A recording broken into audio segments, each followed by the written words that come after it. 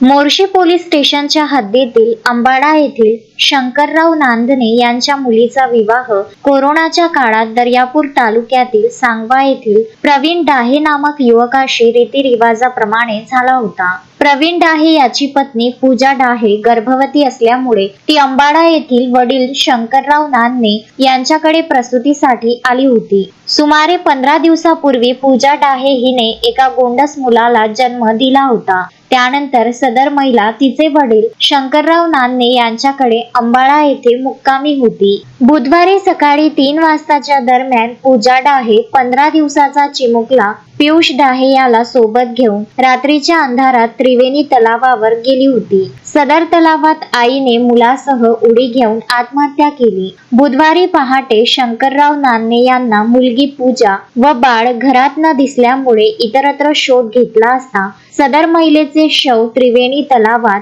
तरंगताना आढळून आल्याने मच्छीमाराच्या मदतीने पूजा डाहेचा मृतदेह बाहेर काढण्यात आला होता।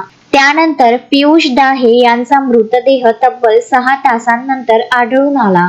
मोर्शी पोलिसांना याबाबत माहिती मिळताच पोलिसांनी घटनास्थळ गाठून मृतकाचा पंचनामा करून सदर दोन्ही मृतदेह मोर्शी येथील उपजिल्हा रुग्णालयात शवविच्छेदनासाठी पाठविण्यात आला होता। याबाबत विदर्भ न्यूजच्या प्रतिनिधीने मृतक पूजा डाहे हिच्या वडिलांशी संपर्क साधला असता प्रसूती झालेल्या मुलीच्या डोक्यात ताप घुसल्यामुळे ती काही दिवसांपासून विनाकारण बडबड करीत होते असे सांगितले। या घटनेचा अधिक तपास मोर्शी पोलीस करीत आहे। सदर घटनेमुळे अंबाडा शहरात हळहळ व्यक्त केली जात आहे।